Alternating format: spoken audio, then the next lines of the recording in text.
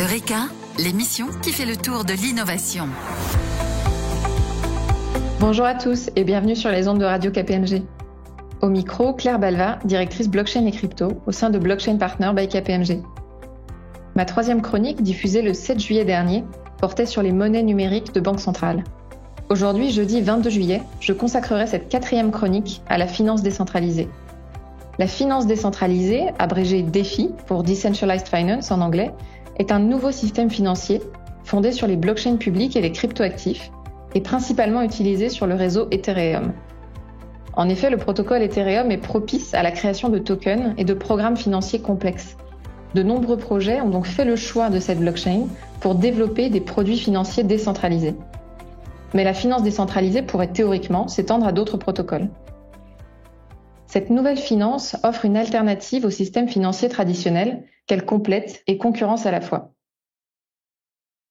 Son apparition progressive depuis 2 ans s'inscrit dans la lignée des innovations financières dont l'objectif est de réduire les coûts liés aux transferts financiers.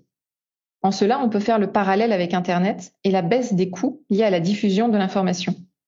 Le raisonnement est sensiblement le même avec la valeur.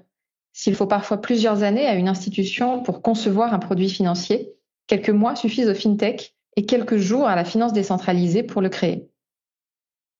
Il est ainsi techniquement possible, en quelques heures, de lancer un fonds d'investissement ou un produit d'assurance dans la finance décentralisée. Qu'est-ce qui distingue la finance décentralisée de la finance traditionnelle ? Principalement 3 caractéristiques. Premièrement, la finance décentralisée est nativement numérique. Deuxièmement, elle fonctionne sur des infrastructures décentralisées, avec des cryptoactifs comme l'Ether ou les stablecoins dollars.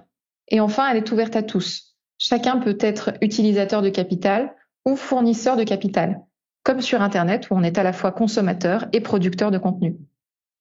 La finance décentralisée se caractérise aussi par sa modularité. Elle est composée de multiples services, échanges de cryptoactifs, prêts, emprunts ou encore fonds d'investissement qui peuvent se combiner les uns avec les autres. Certes, les produits qu'elle propose existent déjà dans la finance traditionnelle. En revanche, son infrastructure blockchain permet de programmer des actions qui s'exécutent de manière automatisée. Les différents services peuvent donc s'imbriquer sans recourir à des intermédiaires. Concrètement, quels sont les atouts de la finance décentralisée par rapport à la finance traditionnelle ? Tout d'abord, son infrastructure, en fait un système inclusif et qu'on ne peut censurer. Toute personne disposant d'une connexion Internet peut accéder aux services de la DeFi.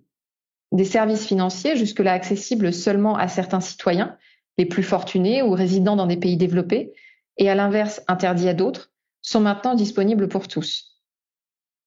Autre atout, un risque de contrepartie réduit. Il n'est pas nécessaire de faire confiance à un tiers centralisateur, comme une banque ou une plateforme d'échange crypto, pour gérer ses fonds ou valider ses transactions. Les utilisateurs peuvent donc déplacer leurs actifs de valeur de façon fluide, rapide et autonome d'un produit à l'autre. Enfin, la finance décentralisée s'appuie sur un registre incorruptible, transparent et auditable. Les transactions étant inscrites sur une blockchain publique, elles ne sont pas modifiables ou annulables unilatéralement. La DeFi apporte donc une transparence inédite aux transactions financières. Elles sont visibles, vérifiables et contrôlables par tous. Quelle place occupe aujourd'hui cette nouvelle finance dans l'écosystème financier ? 60 milliards de dollars sont déjà gérés en juillet 2021 au sein des smart contracts et produits de la DeFi. Ces produits financiers sont de tout type, avec des projets comme Aave pour des prêts et des emprunts, ou encore Uniswap pour des opérations de change. En 1 an, la masse financière gérée par la DeFi a été multipliée par 30. Pourtant, cela reste un marché de niche, même si sa croissance est loin d'être négligeable. La DeFi commence également à s'intégrer au système actuel en proposant des services hybrides. Récemment, des acteurs comme BNY Mellon, Morgan Stanley, JP Morgan ou State Street ont fait part de leur volonté de proposer ces produits à leurs clients. La DeFi pourrait-elle un jour remplacer le système traditionnel ? Même si d'aucuns évoquent l'hypothèse que ce système pourrait s'imposer, il faut le dire, la DeFi n'en est qu'aux prémices, et il est loin d'être certain que ce modèle constitue le système financier de demain.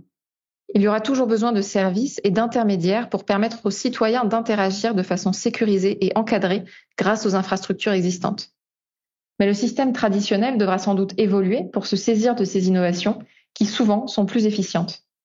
La finance pourrait donc évoluer vers un modèle mixte qui s'appuierait sur des logiques traditionnelles utilisant de manière croissante la tokenisation tout en gardant une dose de centralisation. En parallèle, de nouveaux acteurs continueront d'initier de nouveaux services qui, eux, seront totalement décentralisés.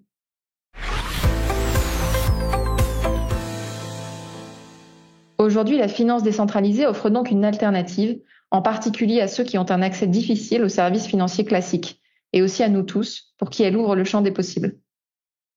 La rapidité d'évolution de ce nouvel écosystème en fait un milieu passionnant et qui n'a pas fini de nous surprendre. Cette nouvelle finance démontre finalement tout le potentiel des cryptoactifs qui va bien au-delà des applications basiques de dépôt ou d'échange.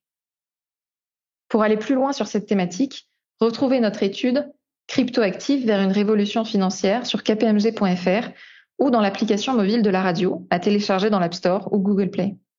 Ainsi s'achève cette chronique et j'aurai le plaisir de vous retrouver à la rentrée sur les ondes de Radio KPMG pour continuer de vous informer sur l'actualité de l'univers crypto. Très bon été à tous. Eureka, une émission de Radio KPMG.